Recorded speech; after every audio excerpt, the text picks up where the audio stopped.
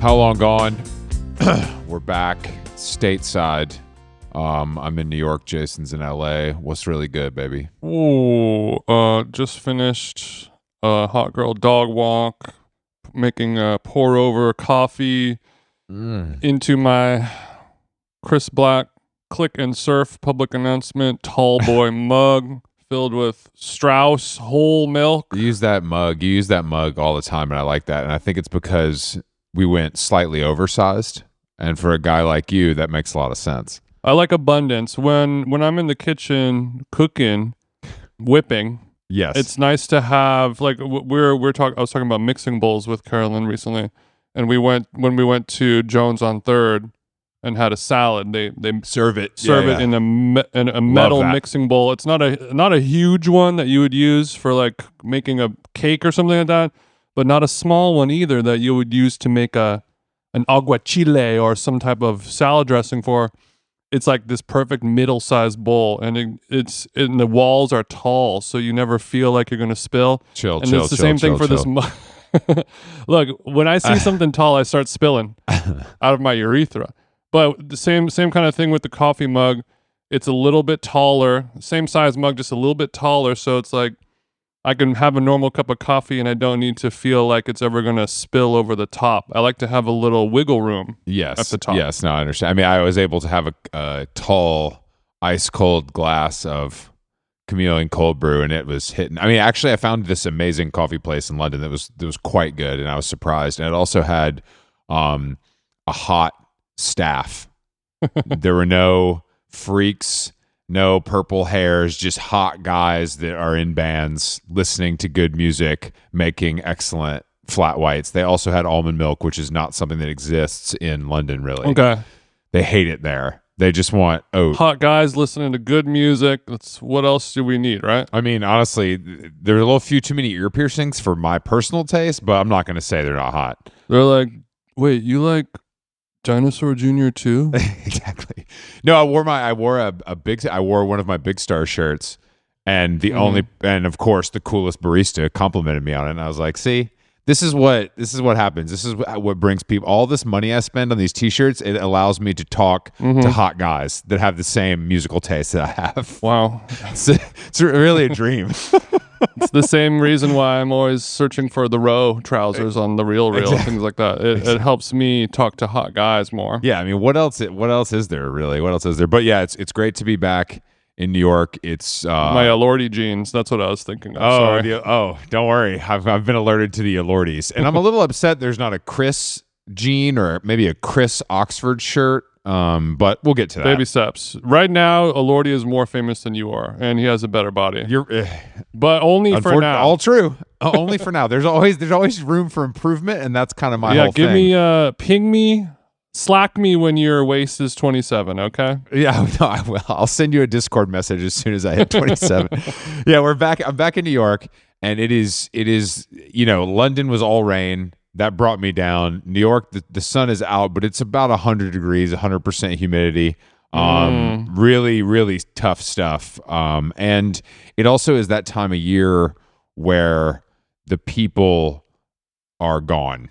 Your New York locals are gone, and now it's just the punters. Yeah, I saw a few like teenage tourist girls sitting outside a hotel blasting vapes, wearing hoodies and pajama pants in this weather. Pretty cool. And I was like, you're a psycho. Like you hate your parents that much that you're going to wear fucking pajama pants right now? If they're traveling, it might be the only look they have. Maybe the Ludlow was doing their laundry. Yeah, look, anything is possible. We are, so big news. I'm still waiting for it to clear, but I think your boy has joined the Delta Million Miler Club as of yesterday. Million Miler. But because it's on a partner, because Virgin operated the flight, it takes a little longer for the miles to hit. So I'm rollover minutes to hit. I'm waiting breathlessly so that I can pick out a gift. That's all you get. You get a shitty gift from like a Delta store. I mean, it's like a Tiffany's bracelet for your child kind of vibe, but still gifts I don't need. But then I would like to know more about these gifts that you get for flying 1,000,000 miles. I haven't seen them. I haven't seen them yet. Okay. Once you get the email, we should do a little rundown. Yeah, we can do a rundown. How long gone exclusive? Don't worry, it's not anything. It's not like it's a Delta Rolex or anything. It's a little lower end than that, as you can imagine. I mean, I don't want it to be good.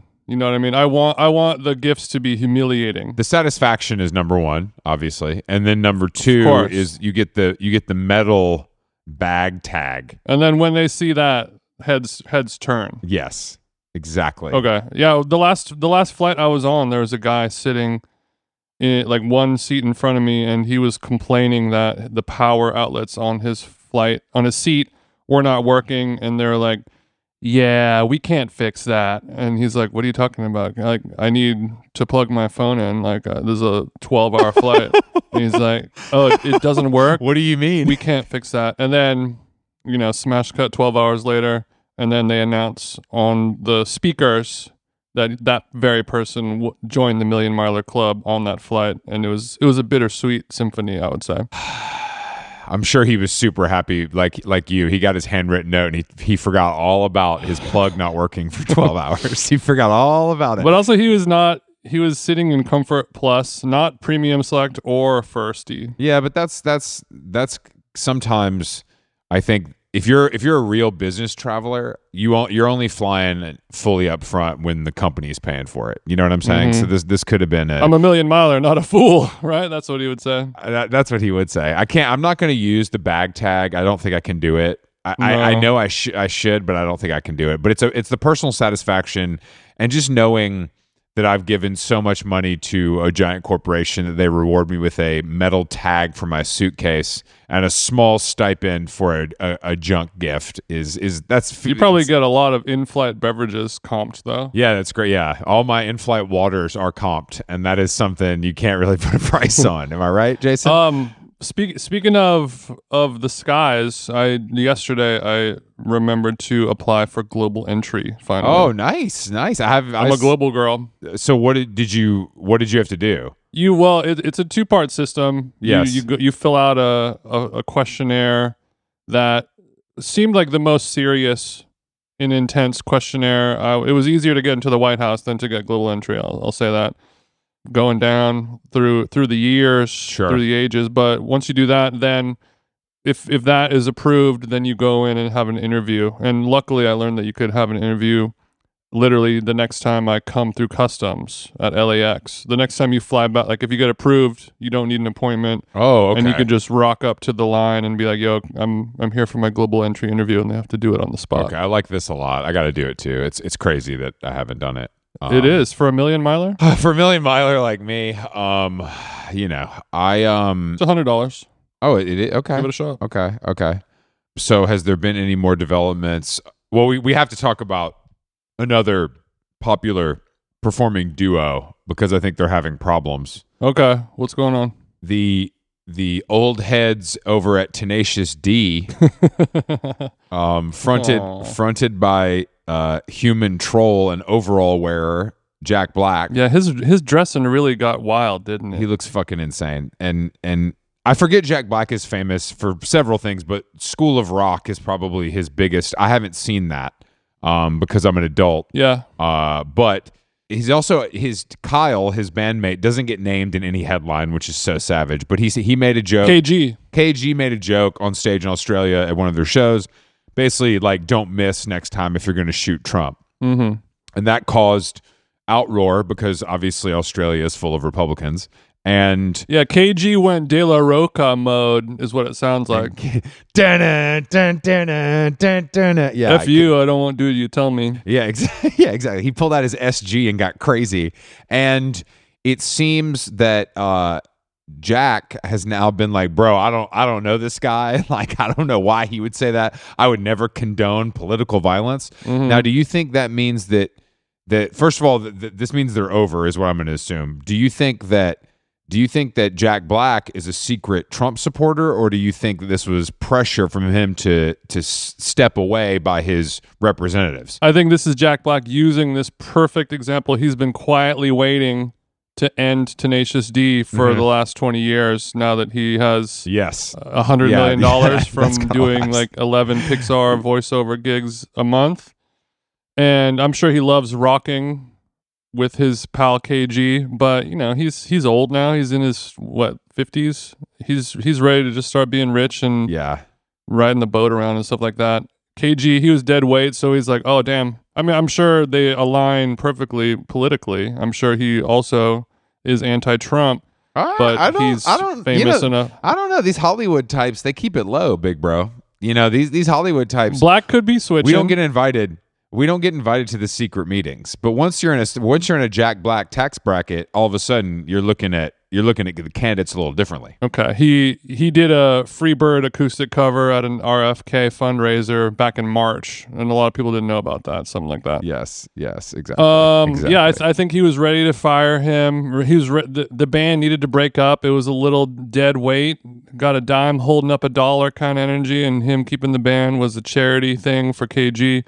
And, you know, he's made enough money now. They tour and play a lot of shows all over the world. And I'm sure he was wise with his investments. He's got a couple blue bottles under his belt.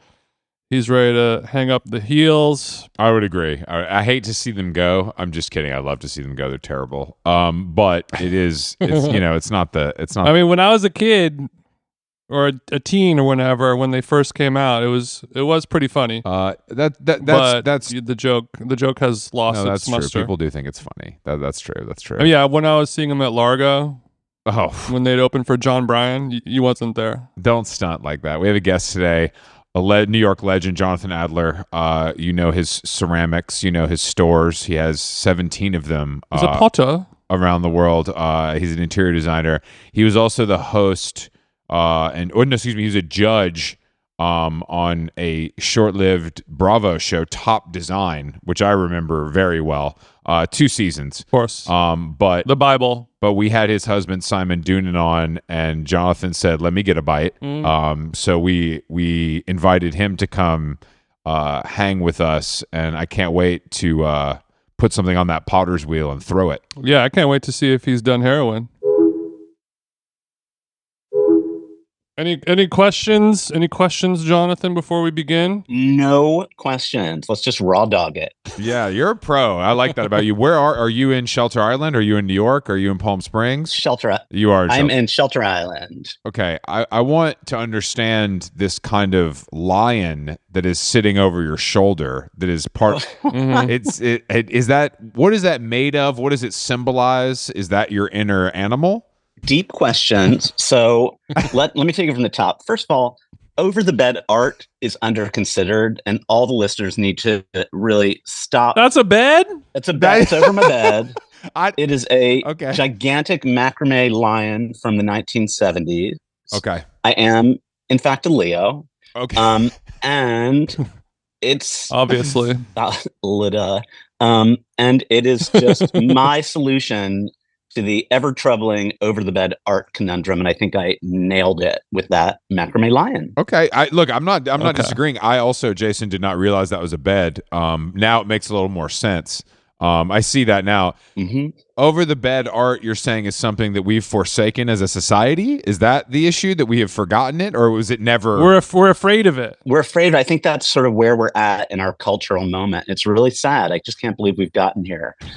No, I think it's just one of those places that you need to make a statement, and a lot of people forget to do that, and I pity them. Okay, but the problem is that in my mind, the bedroom is a sanctuary for relaxation, and sometimes I want it to be. I don't mean jerking off. Stop doing that. I just mean to be massaged all over the body, not just one part. Yeah, exactly. It's a restful place, and I want it to be kind of serene. And if a lion is kind of over my head, it might keep me up at night. All right, props for your spirituality.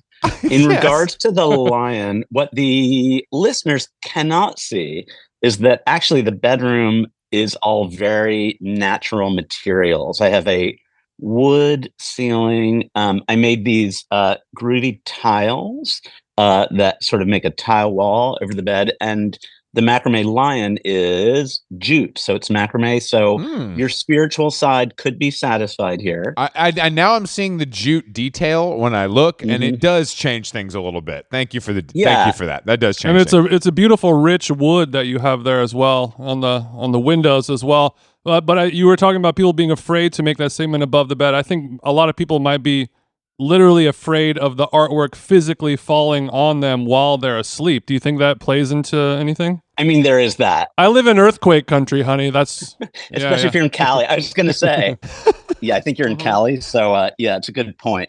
Now you guys just have to be hardcore in California in terms of like objet. One of the best things that ever happens to me as a maker and purveyor of objects is when there's like a massive earthquake in California and everybody's pots get smashed and they need to come in and damn, that's great. Okay, so a natural disaster, that's good stuff. I never thought of that, and I guess you have to be a very successful potter to ever have that epiphany. Yeah, but it's kind of like it's like when we started our podcast during COVID, we were like, damn, quarantines are sick. I have so much free time to do my podcast and focus on my kettlebells and tennis. I wish there was a global pandemic more often. You're like, thank God for this natural disaster. Yeah. There's a 15% off at all Jonathan Adler locations nationwide. Totally. I'll tell you something. On the natural disaster front, I did something in my marketing right after Hurricane Sandy that has ended me up in textbooks about like what not to do, how not to market. And I'll tell you what happened. So I was, I live in New York. Were we insensitive to the victims of Hurricane Sandy? I guess I was, but I'll give you the backstory and you guys can decide. We'll decide. All right. So I live in New York. New York destroyed. At the time, my IT guy had literally spent the entire night. He stayed up all night keeping our site working. And like in the morning, he texted me. He was like, I have a great idea. He's like, I've been up all night. Let me just do this marketing thing. And I was like, what? And he goes, I wanted to send out an email that says, storm our site, Hurricane Sandy sale. And at the time, I had no idea how dire Hurricane Sandy was and that there was like death and destruction and that it was a catastrophe. And I was just like, all right, this guy's been up all night. Like, sure, do what you want. Like, I was totally checked out. And then it's taught in textbooks now about like how not to capitalize on a natural disaster. I mean, I think that's not super great. I think that the turn of phrase is quite clever, and I'm glad that he lost sleep over it. And he does deserve a raise, and he did also do the storm the site right after January 6th, and I'm surprised that you still kept him on as an IT guy. It's weird. It seems like fooled me twice. Shame on you, Jonathan. We had all these red, white, and blue pots available. It was weird. I'd never seen them before. Yeah, I just you got to keep it topical, and it's an evergreen copy line. And I'm always here for the laughs. I'm always going to privilege a bit of wit. I understand, and I welcome home.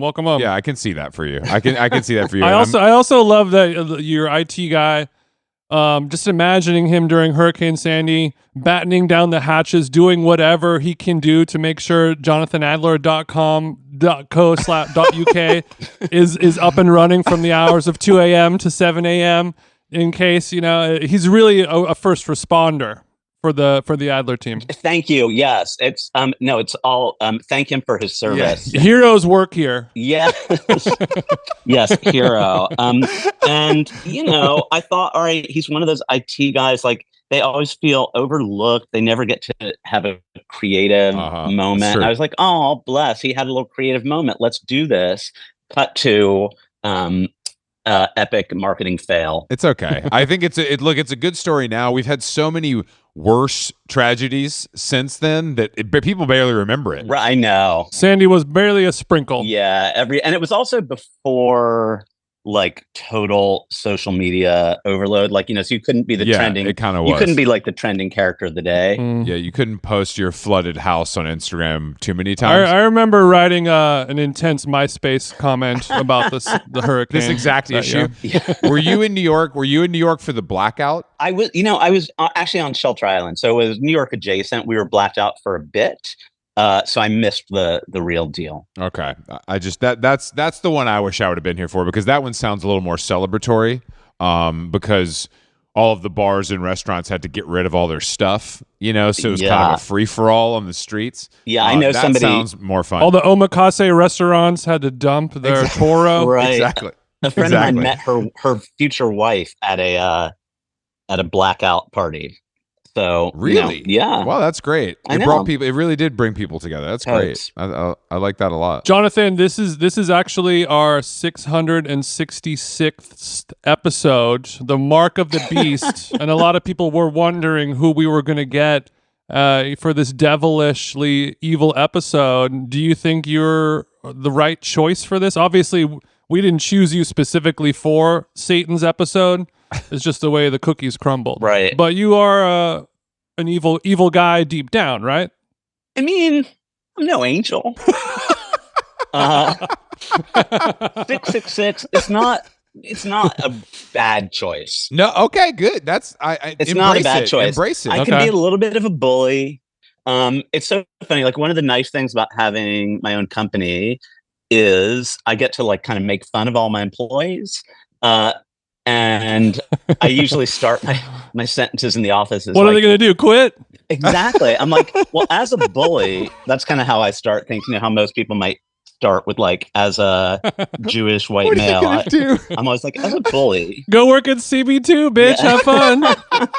No, in my office, actually, it's really, really fun. We're sort of like, I masquerade as a entrepreneur with like a retail concern, but at heart, I am a carny, and I am lucky to work with a bunch of the most creative carnies on earth, who are sort of both like super serious about what they do, but also totally raucous and wildly inappropriate. And I think that might be a key to creativity. Yeah, I would agree with you. How often do you go into the office to tap in? Like around once a week. Okay. Once or so you're hands off when it comes to the physical, but you're on email, I'm sure. Yeah. So I spent my pretty years as a full-time potter, and I was in the office like every day, like hardcore for close to 30 years. COVID struck, and my life changed a little bit, and I kind of discovered I can do it virtually. And I'm often to be found on my paddleboard with like a headset on, doing a business call. Okay, so your core is so strong that you can roll calls on the paddleboard. You don't even understand the core you're dealing with right now. Like, I wish I could show you my ripped abs. It feels like to me that you might have some genetic ab stuff going on that you have added to with all of your paddleboarding. But let's be real, abs are often genetic. Yeah. Well, someone said the meanest thing to me recently. I was like at the beach, and like a friend of my nephew said, like, "You're in good shape. Like, you look like you probably used to have a 6-pack." And I was just like, ugh. Back when you weren't so old, you used to maybe have one. Yes. Too old to be relevant. How old are you guys? You both look hyper relevant. 41. I'm 41. Jason, what are you, 43, 42, Yeah. 43?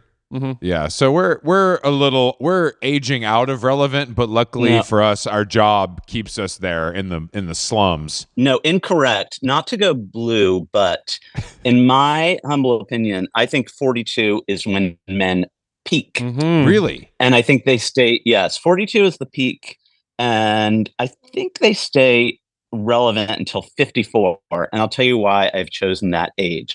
I was at the gym probably like 25 years ago. And I was talking to these two guys I know who were both super hot, but they were like old. I was, in my 20s or something. And they were like old, but they looked great. And I thought, these guys look like they're in their last gasp of hot. Like, they look kind of like a bouquet of flowers when you're trying to decide if you can get one more day out of it, or you just need to like toss it. Mm-hmm. And I was chatting. I was like, "Hey, how old are you guys?" And they were like, "We're actually both 54." And at that moment, I was like, "Oh, okay, 54 is like a hard stop for relevance." And at the time, I had 25 years. I had a lot of runway. I was like, "Okay, good. I'll just file it away." Cut to now, it's in the rearview mirror. But Jonathan, is yeah. that a gay 54 or a straight 54? Great question. Very different. Very different. It's so different. Your guys' relevance. Straight guys don't take care of their body as much. No, but you know what? Once you hit that age, I think that financial security makes a man more relevant in the straight world. Keeping it 100. You're damn right. You're damn right. It does. Yes. You're damn right. I can't just take my shirt off and hit Fire Island. more so than the gay world, because we're just here. No, in the gay world, it's not about the gay. It's a six-pack driven gay world. We're so well, you can be rich too. superficial. You can be. I like both on a man. If I'm being honest. Yeah, no, I know how you like your men. Yeah, you're never like, hey, before I suck your dick behind this tree, could I get the last bank statement from your Chase account, please? Who do you work with at Morgan Stanley? I might know them. I just wanted to see if I knew them. I think that because I have some older gay friends that also look amazing, and they are who I think I go to for advice on my joint issues and kind of how to keep my gains and how to keep my your sleeping well, your Ozempic refrigerated on long trips, things like that. Yeah, exactly. I need to know where to put my shots, for testosterone. It's there's so much to think about. So much to think about. Yeah, we have so much knowledge that we need to sort of pass on our oral history of how to stay. No, there should be physically relevant. There should be kind of a big brother, little brother program with older gay men and aging straight men. I think there could be a lot to learn. Like an AA bears and sponsor. twinks. Yeah, exactly.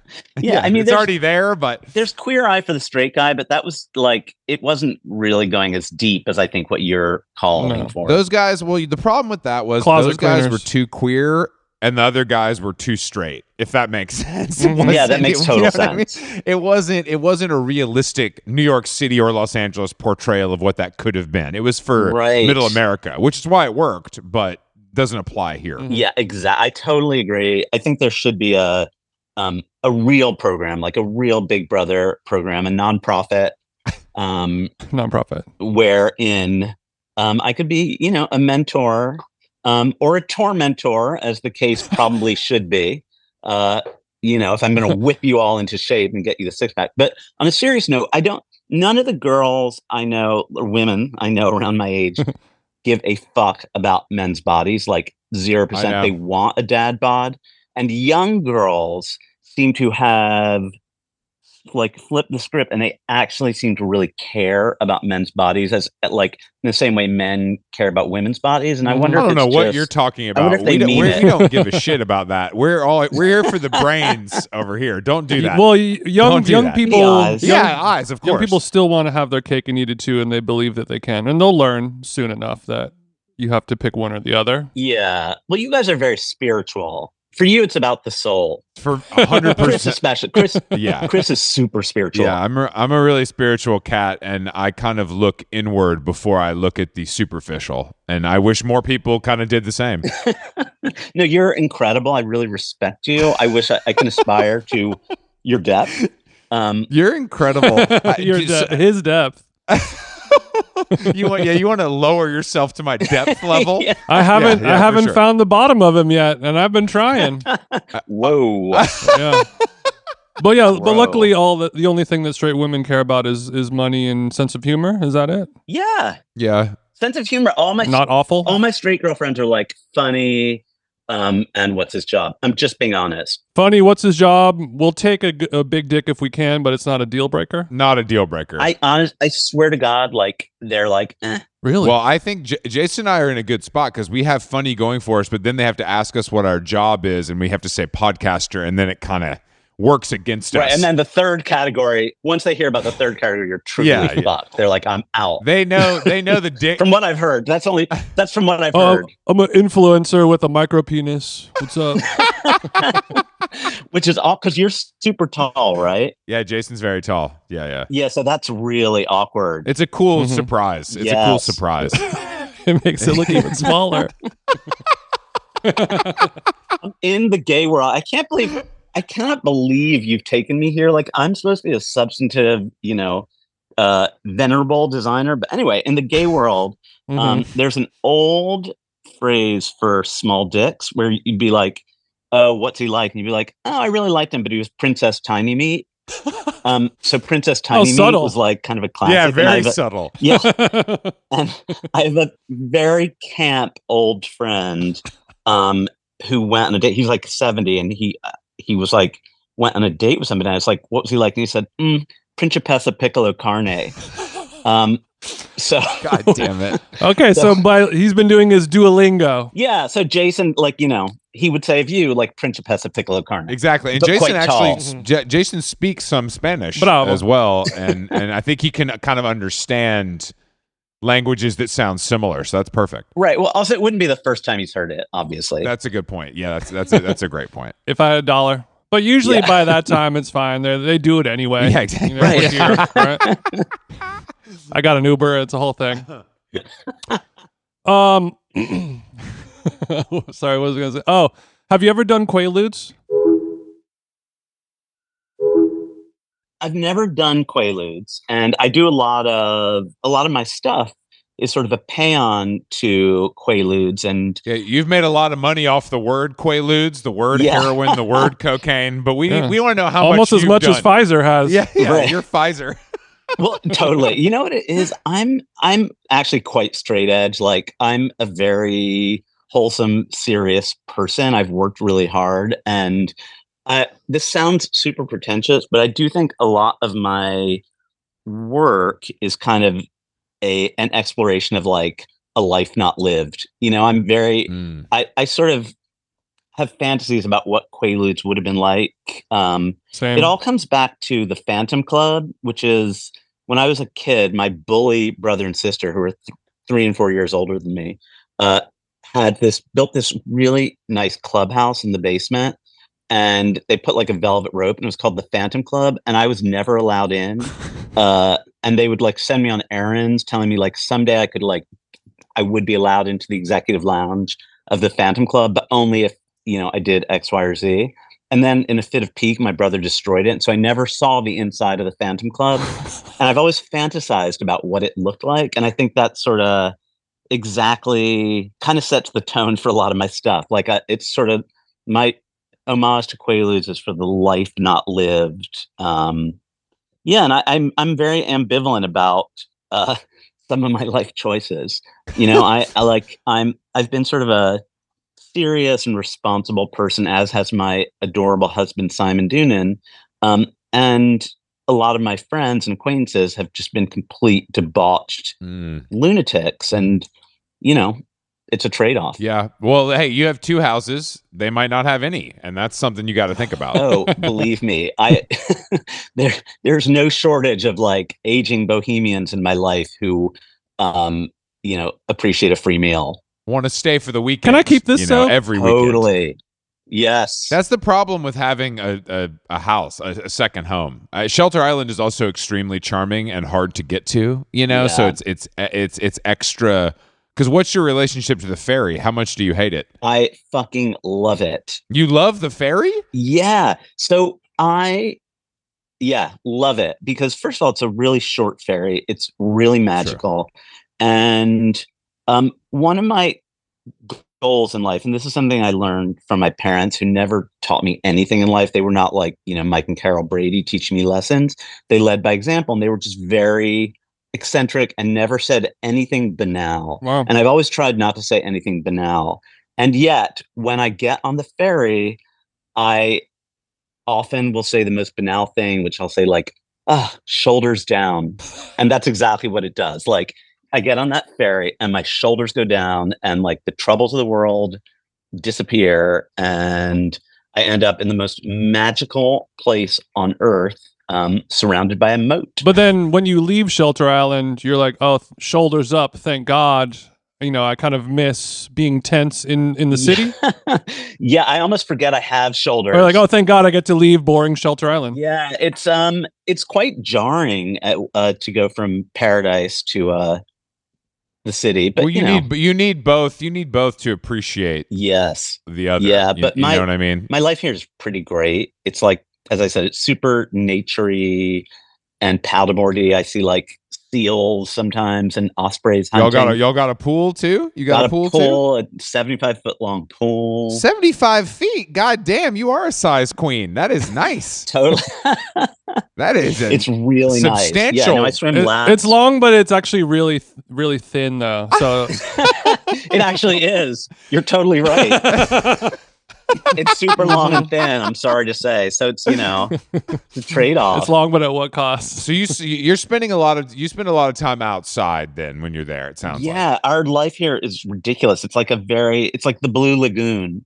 My life is the Blue Lagoon, and ever since COVID, I've also sort of become sort of like a prairie woman. Like I like to just cook and clean and darn Simon socks, and it's gone quite wholesome. Okay, so you're the trad wife in the Trad couple. You're wife. the trad wife. Do you in the have couple. a basket that you bring? Do you have a basket that you bring to the market to pick Yeah, up your absolutely. local And tomatoes or things like that? Yeah, I whipped out the sewing machine and did fashioned like a little gingham liner for the basket and made a bonnet to Oh, match. that's nice. That's nice. Yeah, that's my signature. That's nice. Flourish is like a gingham bonnet and gingham line basket. When you visit the Barefoot Contessa, Yes.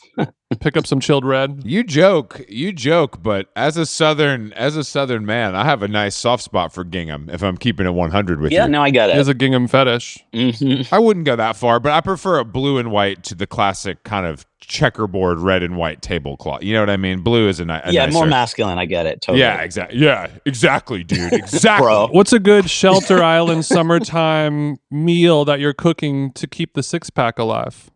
Great question. I'm trying to think of what did I make for my. I actually last night was a super non-six packy meal. I had 10 people for dinner. Speaking of trad white, and I made like Mexican and like 4 different cookie varietals. Oh. I was like slaving away all day. He bakes making too. cookies. He bakes A too. cookie flight on a Monday? Yeah, it was a flight of cookies. I'm a total trad wife. And one thing I have learned, we have this really great house out here that's, sort of the proverbial open plan. It's kind of like lofty. We built it. So the kitchen overlooks like kind of this really big living room. It's reminiscent of the Parker, if you guys have ever stayed at the Parker in Palm Springs. We have. You've got your stink all over the Parker, Jonathan. Yeah. Yeah, seriously. Totes. One thing I've learned though about the open plan is you really can't you can't hire help for the evening because then they're all in your face. I see. So you can't have the chef come over. You got to be the chef. Yeah. So I basically made dinner for 10 and it's a lot of work and I can't really have, because also like, I don't want, if there is a helper, then they're hearing the inappropriate conversation. I'm sure you have the iPad with the NDA right by the door, but things can slip through the cracks. Things can slip through the cracks. Good help is hard to find, Jonathan. Yeah. Do we have a helper that might Thank come you. afterwards for a cleanup? Okay. Actually, I'll tell you, a friend of mine just had the funniest conversation. My friend was at a dinner party, like this fancy Hamptons dinner party, and the host, who was sort of like kind of a Real Housewife of the Hamptons, said to her in all seriousness, said, we have been blessed by good help. And she couldn't decide if she said good health or good help. And we have been trying to decide.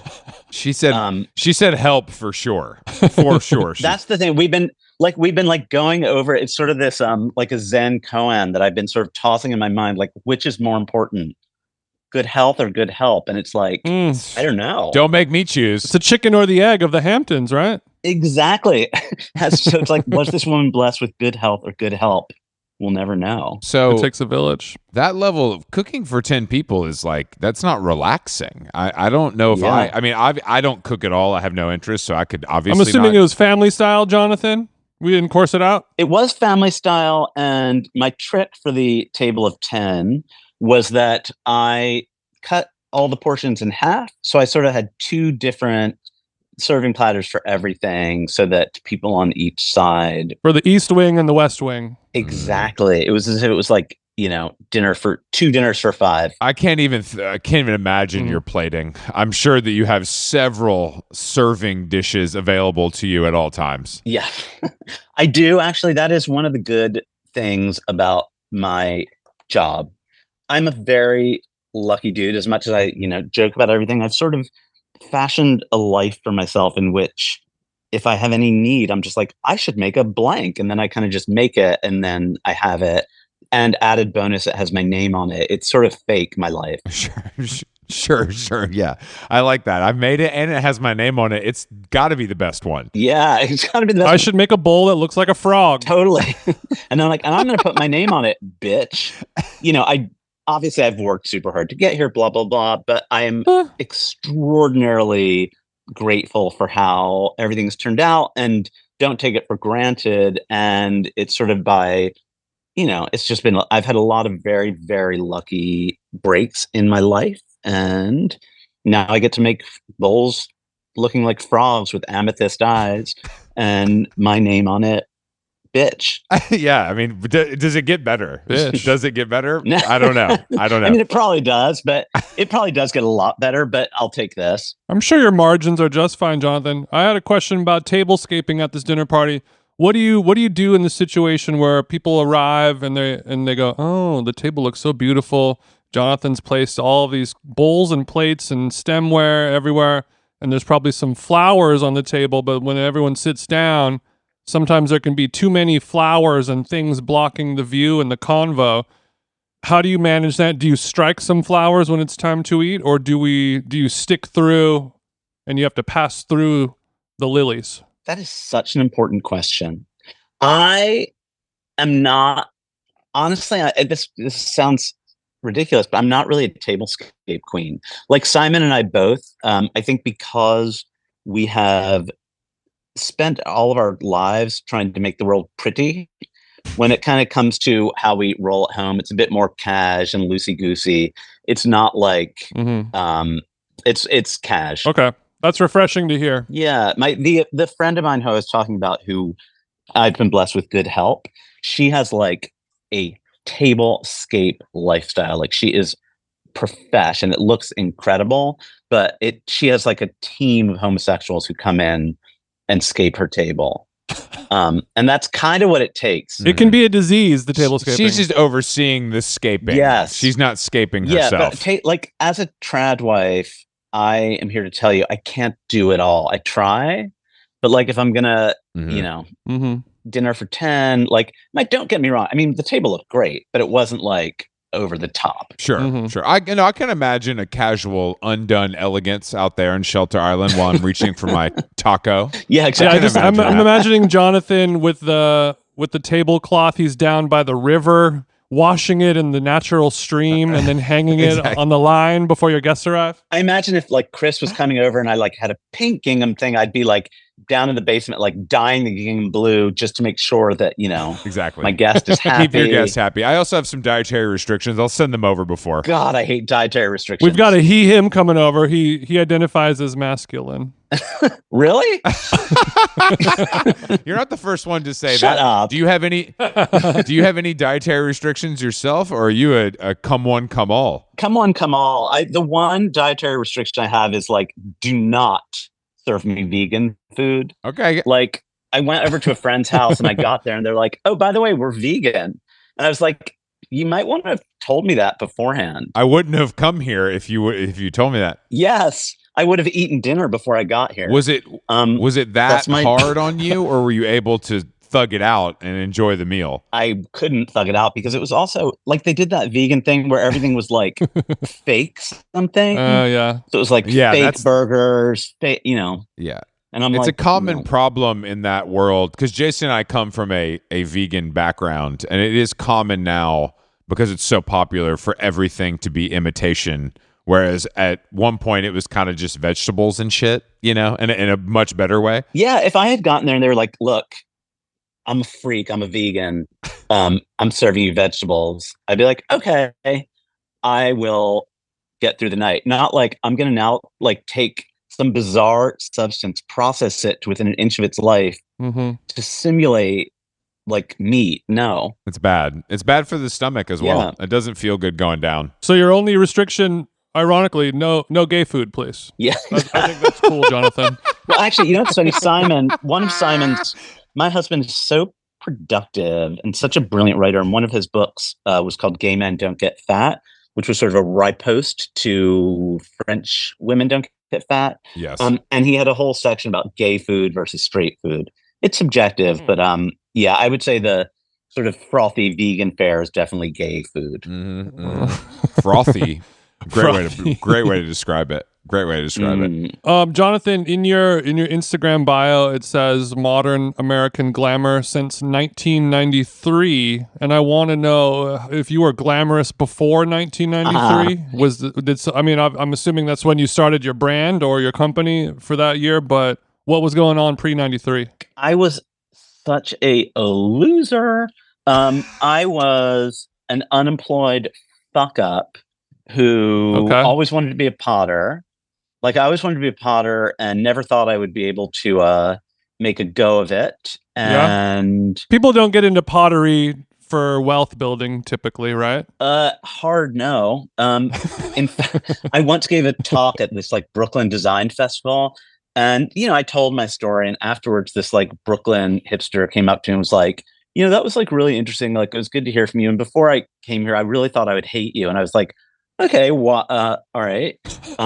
Why? And he goes, well, I just thought you were in it for the money. And I'm like, what money? Like, that's not a thing.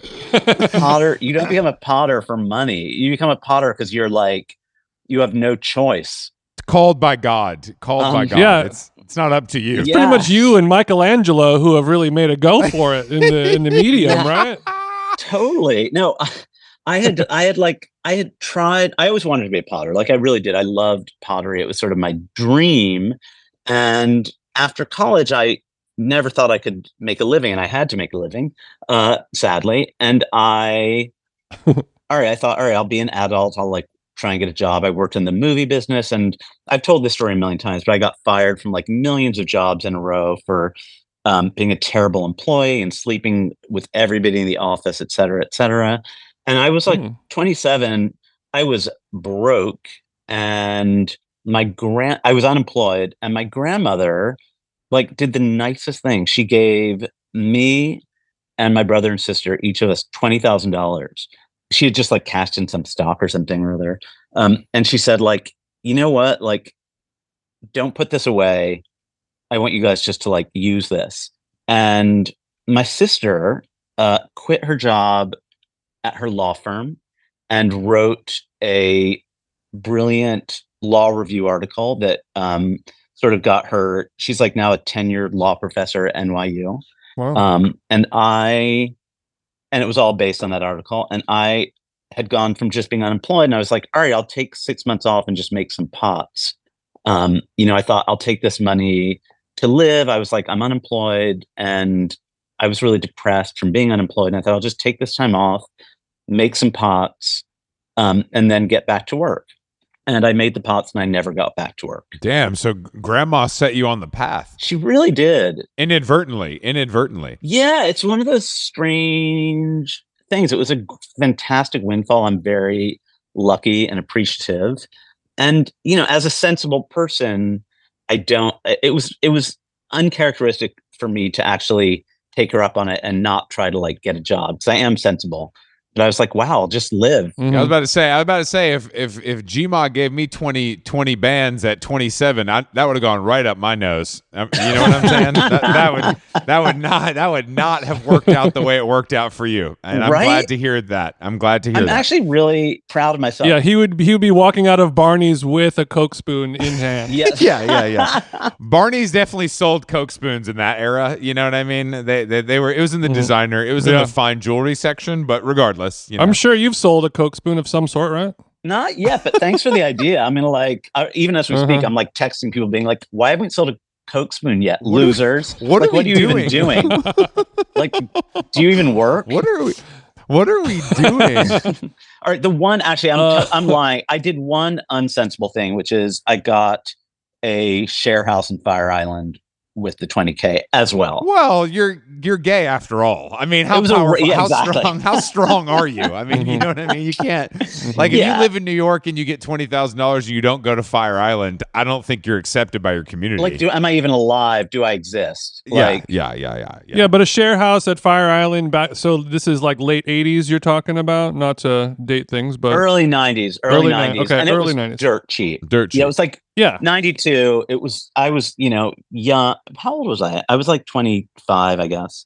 It was a dirt cheap, like super ratchet share house, but it was fun. That's what you need. Yeah, I would make pots all day, and the Pet Shop Boys album, Being Boring, or is that what it was called, the album? Anyway, that album had come out, and it's just, for some reason, I just listened to it on repeat, like, for like 6 months. I was in kind of a fugue state. So if I ever hear a Pet Shop Boys song from that era, it just kind of transports me to this very strange, but incredibly creatively explosive period of my life.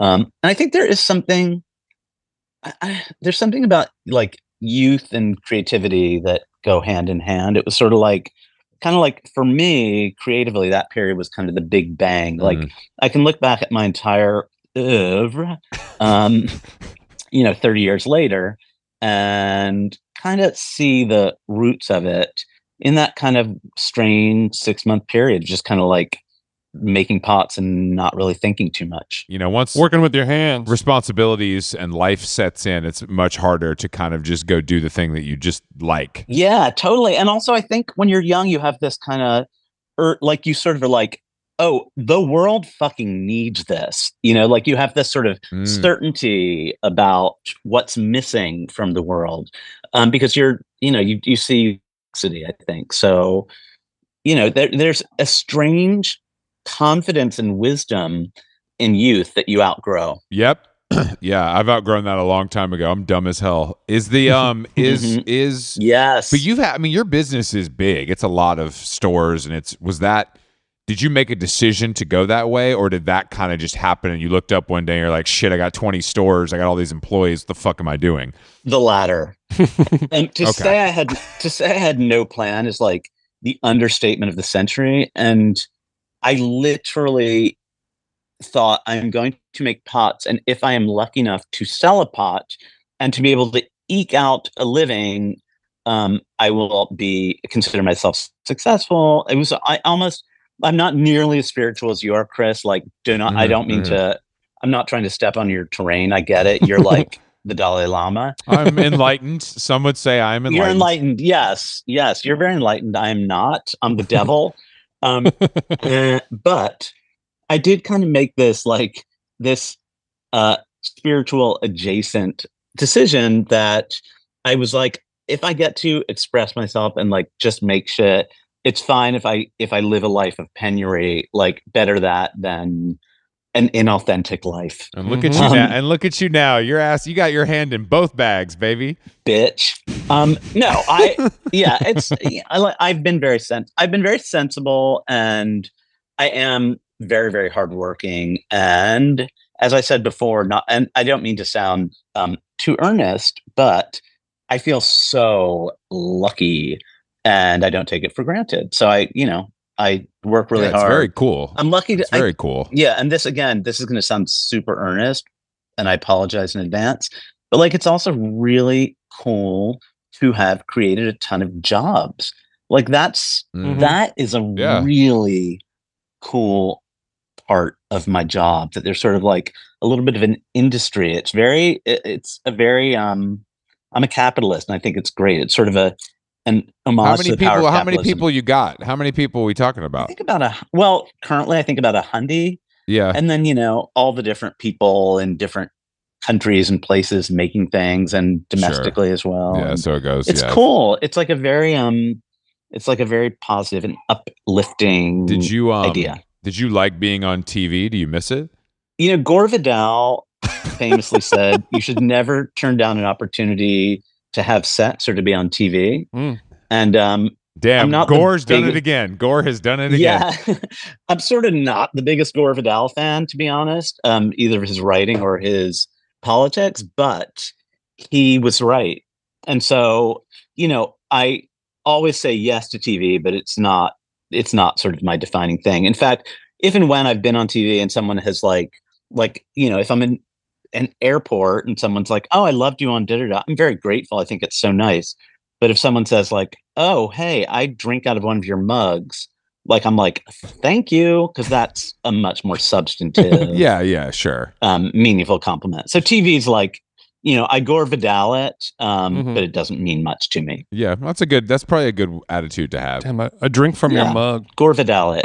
As somebody whose design, colors, and choices and styles are very kind of loud and in your face, and there are a lot of strong visual choices. I'm assuming you have had some haters, naysayers in the past saying what you are doing is ugly, or they don't understand it, or they don't get it, or it's too strong and powerful for them. What do you find ugly? What do you find offensive design wise? I mean, that sentiment. Well, I mean, am I First wrong? and foremost, Do you have zero No. zero haters? No, I think of course one has haters, because I think, what's the point if you're not going to make something that means something, that it's all pointless. So I'd rather sort of make something that is emphatic than, something pussy ass. So yeah, I think my stuff is fairly I agree with that, emphatic. What do I hate? Again, I'm going to sound almost as spiritual as Chris, but I am sort of Catholic in my tastes. I very much respect the fact that people have wildly diverse styles and sensibilities, and I guess the only thing I really don't like is moderation. I sort of, if you're like a gingham queen like Chris, then I'm like, gingham your whole life. Yeah, you need to have gingham. Yeah, Yes. Every surface is fucking gingham. Yes, like gingham that bitch. Like if you're in your very spiritual lair, as you are, I'm sure you have scented candles burning, but I want those scented candles like gingham covered and gingham scented. We want the candles to have a gingham skirt tied around the base of the exactly. I'm sure you're I can imagine you breaking out the sewing machine and putting a little gingham ruffle, sewing one. Oh yeah, yeah. I know we just met, but you know me very well. I see you. Mm-hmm. Yeah, I guess that's my only opinion. I just don't like moderation, but I'm from a tiny town. I am not a snob. I'm sadly not sort of a, Diana Vreeland-esque pronouncement kind of person. I'm not like Andre Leon Talley, who used to say you must not touch chiffon unless you've been trained in the finest couture. Mm-hmm. I have no pronouncements. My only pronouncement is just go for it.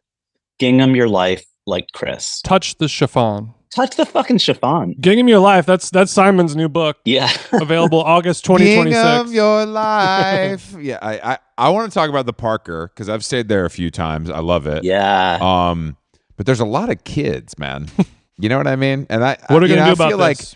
I feel like when you started, it was a gay escape haven, and it was sick, and everybody loved what you did with it. Right, and now your parole officer says you can't go there. Once it's so sad. You used to be able to go, and it was just a gay haven. Yeah, when it was just, and now you're not just allowed. Awful. I just love the fact, and it's so fascinating to me that there are families from New York that fly their 3 little brats in Delta One to go to the Parker for the weekend and spend $25,000 to hit the pool. And I love that it exists. It's just I can't be around it. You know what I mean? And right. that's the issue I have. Chris is a real Palm Springs should be dual income, no kids. That's what the town was built on dink, and it will die if it loses its dink. Exactly. Right. I do think that. I mean, it could use one good restaurant, I would say, but other than that, I think it's one of the best places. That's hilarious. Yeah, I guess it's really crazy, isn't it, that people will drop $25,000 like mass affluence. It's crazy. My kids don't like your kids don't give a fuck about this. The fact that there's Hermes soap ain't gonna get your toddler going. It ain't, it ain't. Right. It just ain't worth it. It doesn't seem worth it. But I guess if you got the bread and you want to go there, the kid's got to come with you. You know, I guess. But when did everybody get the bread? It's so weird. It's just so weird. Like when I grew up, question I ask people just myself all the didn't. time. Yeah, people didn't like. Destruction of the middle class, Jonathan. Yeah, it really is true. Well, also I think we've lived through a few tech booms, and also we're in New York and LA where people are just rich and can't ask any questions, whether it's family or stocks or their Uber investment or whatever. There's always So grandma's giving them money. Exactly. Often they say they're in commercial real estate, which is something I'm still trying to unpack. But there's ways to earn. How do you make money in that? How do you make money? I think your dad sets you up with a job, and then you guys sell buildings. Yeah. I think you sell buildings to other people. That's what I think happens. But I haven't seen behind the curtain, behind the gingham skirt. You're too busy fashioning the skirt to look under it. I'm too busy. Yeah, but it's a special place. But do you have a nice relationship with Palm Springs? Yeah, I love Palm Springs. It's one of those singular places. I'm constantly trying to truffle up singular locales that have a true gestalt, that are like that you sort of say the name and you can envision it in your brain. And that's actually where a lot of my work, I often sort of in my mind's eye put Jackie Onassis into a location and think like, what would she surround herself with? It's like, what would Jackie O put in Palm Springs to try to get to the sort of most glamorous essence of a singular locale? And that's kind of what the Parker's about. It's sort of trying to imagine Palm Springs at its absolute best, the sort of eclectic global jet set glamour mixed with California craft, mixed with sort of the fantasy of a hotel. And a little bit with always a little bit of Manson family in the mix. Sure. There's always a bit of a Manson moment. Yeah. How do you capture the Manson moment with interior decor? I guess my nod to the Mansons in that place is that there's a kind of earthy, crafty California counterculture vibe. Mm-hmm. Yeah, for sure. Yeah. And that does evoke that era for sure. Yeah. California counterculture, bro. Did you like Once Upon a Time in Hollywood? Yeah, I did. Of course I liked, the Manson-ness of it, but I'm just obsessed with the counterculture in general. I guess if you can include the Manson, I guess the Mansons are sort of late counterculture and honestly just a horrible one horrible outcome of the counterculture was that it kind of begat the Mansons. I'm very ambivalent about the counterculture. I think that it had a lot to recommend it. My whole life as both a potter and a gay dude couldn't have happened without the countercultural revolutions that sort of, helped the gay movement flourish, that helped the craft movement happened.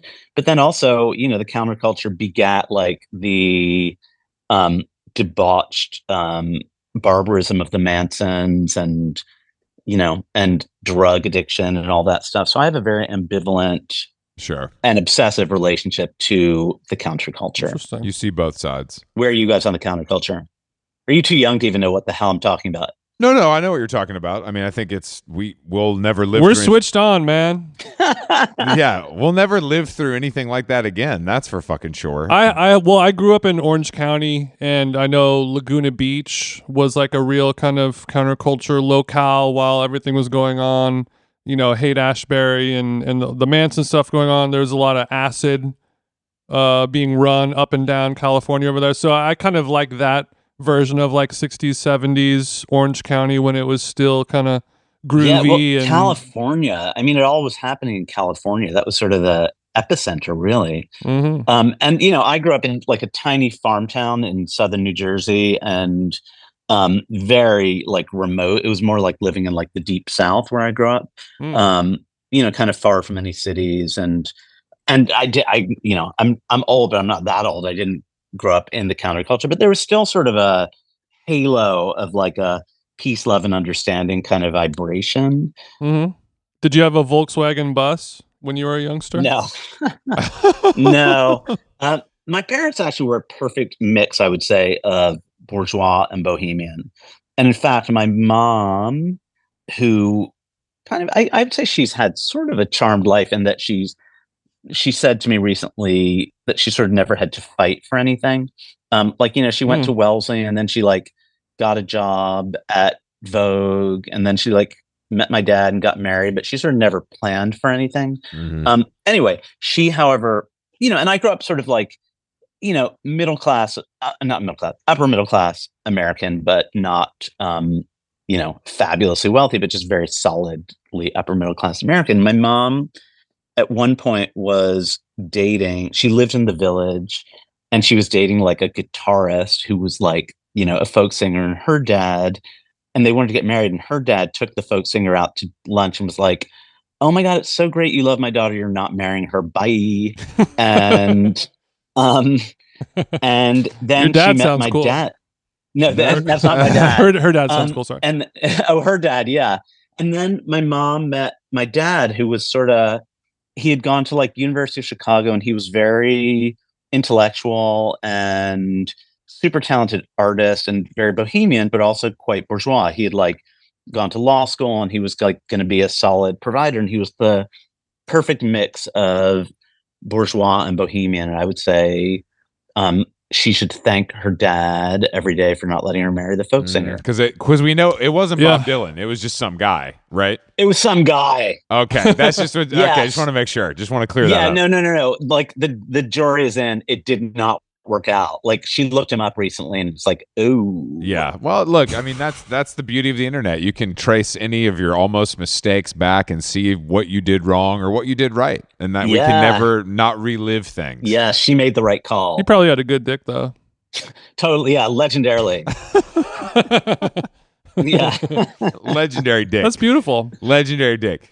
He had a beautiful Martin acoustic and a legendary dick. He was nasty with it. Wow, your mom stage. sounds cool. Nasty So with it seems like you're not a nepo baby, in the exact sense of the word, because there hasn't really been any Potter on Potter nepotism in the world, really. No, Which I mean, you could be the first, but it seems like your parents were set up in such a way that really kind of guided you to the person that you are today. You are a good mix of bohemian and bourgeois. It's exactly who I am. As much as I would like to claim to be sui generis, no, I'm a total product of my parents, and I am definitely #blessed in that I had kind of, all the advantages one could hope for. My dad paid for college.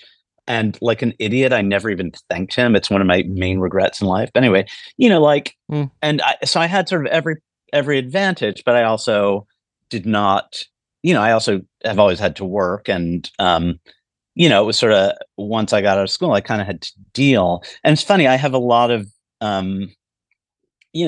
because I live in New York and the Hamptons, it is weird, like the sort of real affluence that's happening, and I don't know how the hell kids are ever gonna do anything. They're not. I feel lucky I had to do something. They're not. They're just going to drive their Range Rover Discovery, to the grocery store after school, smoke some weed with their friends, go to an Ivy League or Ivy League adjacent college, and then go get a job somewhere. I have to get a smoothie too, if you don't mind, on the way. Yeah, they'll get a smoothie, but the jobs are there. Oh my God. It's they're not for us though. That's the problem. Yeah, that's why we'll continue. Jonathan Adler's always hiring. Wither away for those. Always. Jonathan Adler's always hiring. Yeah, any nepo baby. If you need any job, if your mom's an actor, go see. If you don't need a salary, like we'll pay you, but like you don't need it. Step right up. Yeah, step right up. Jonathan, thank you for joining us today on How Long Gone. It was a pleasure. A real treat. A real treat. Thank you so much, and we have a wonderful summer out there. Tell Simon we said hello. I shall.